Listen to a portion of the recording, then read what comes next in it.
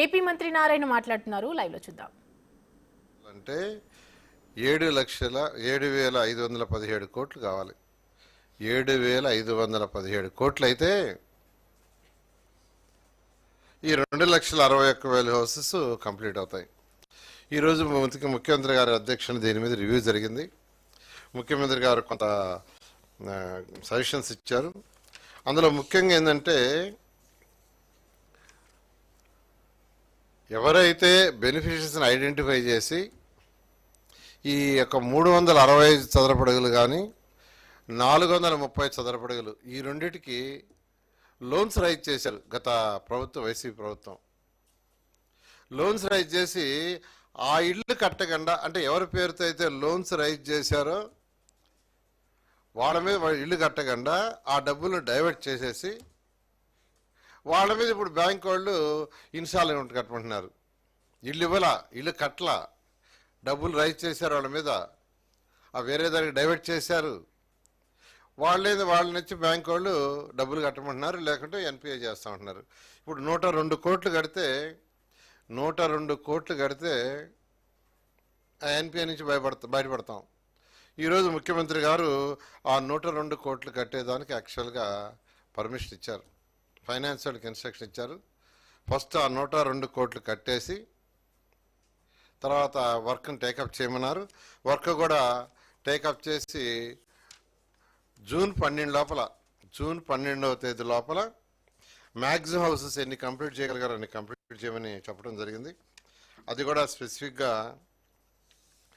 1,18,000 houses, 1,18,000 houses రేపు June 12వ తేదీ లోపల కంప్లీట్ చేయమన్నారు.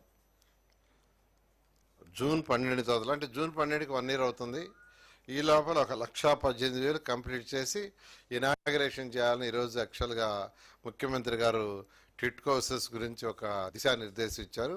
ఆ డైరెక్షన్లో ఈ రాష్ట్రంలో ఏదైతే టిట్కో హౌసెస్ 2014-19లో 7 లక్షలు శాంక్షన్ చేసి 5 లక్షలకి యాక్చువల్గా అడ్మినిస్ట్రేటివ్ క్లియరెన్స్ ఇచ్చి 4,54,000 స్టార్ట్ చేసాం, ఆగిపోయినాయో వాటిని మళ్ళా స్టార్ట్ చేయమని ముఖ్యమంత్రి గారు ఇచ్చారు. వీటిని ఇమీడియట్గా టేకప్ చేస్తామని తెలియజేయడం జరిగింది.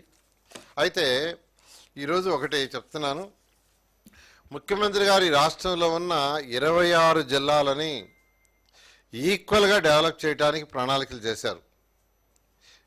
26 జిల్లాలని, ఏ ఒక్క జిల్లానో కాదు. అమరావతి రాజధాని అనేది క్యాపిటల్ సిటీ. ఏ రాష్ట్రానికైనా ఏ దేశానికైనా క్యాపిటల్ కావాలి. ఏ రాష్ట్రానికైనా ఏ దేశానికైనా ఒక క్యాపిటల్ కావాలి. జపాన్ తీసుకుంటే టోక్యో,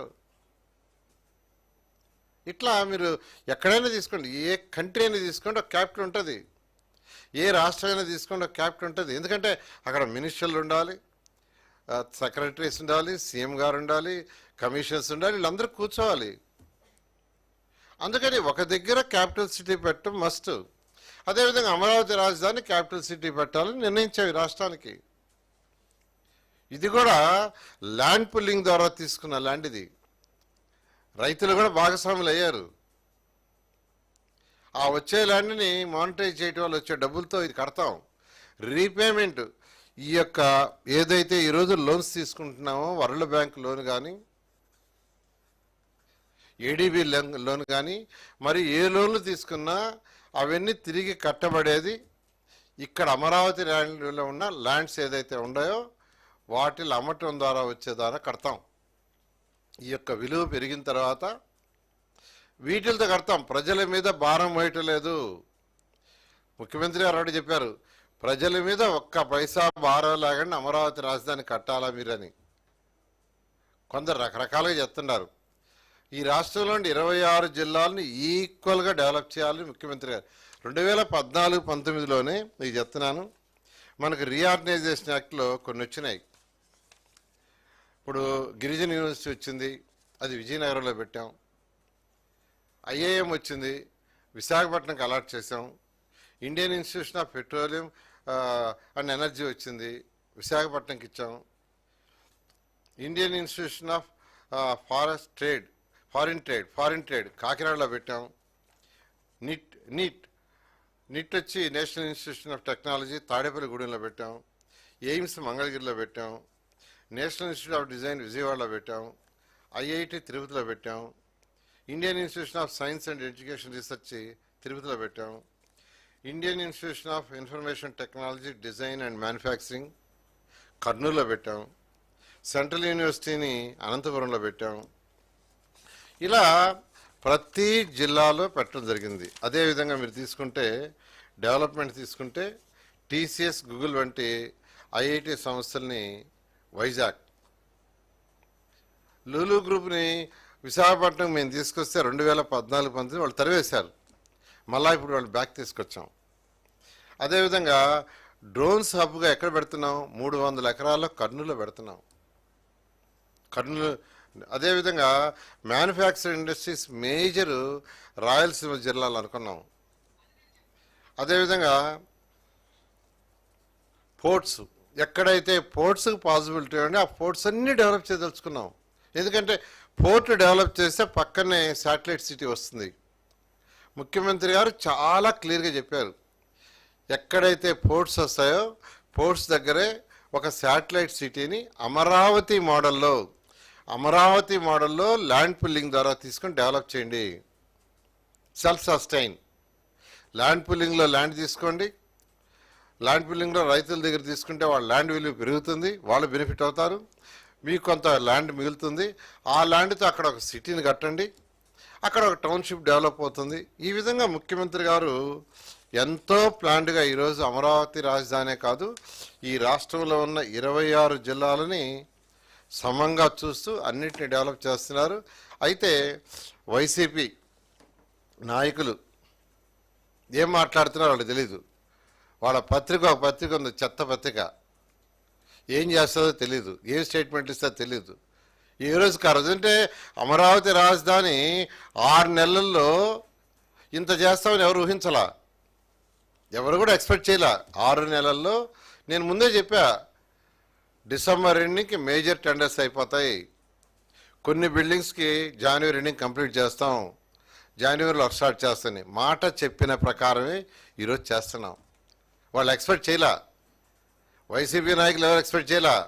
వీళ్ళు చెప్పినట్టు చేస్తున్నారని, దీనికి ఒక అవాండా చేయాలని అన్నీ ఇక్కడే కడుతున్నారు, అంతా ఇక్కడే ఖర్చు పెడుతున్నారు. ఇది సెల్ఫ్ సఫిషియెంట్ అండి.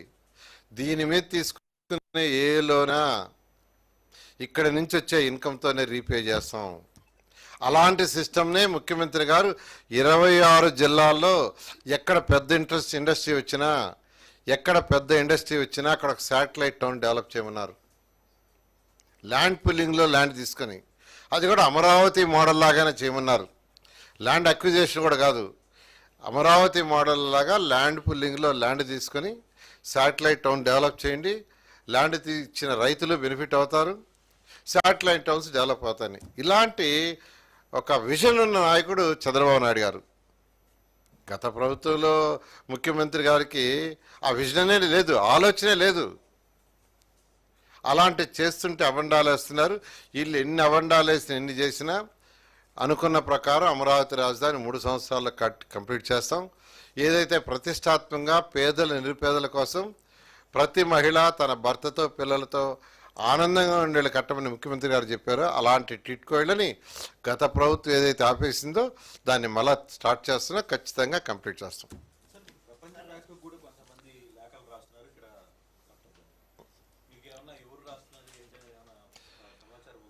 అంటే ఇవన్నీ యాక్చువల్గా అంటానండి, మొదటి నుంచి వరల్డ్ బ్యాంక్ వాళ్ళందరికీ లోన్లు ఇవ్వద్దని రాసింది గత వైసీపీ ప్రభుత్వం. ఎవరో ఉంది, ఇట్ ఈజ్ ఓపెన్.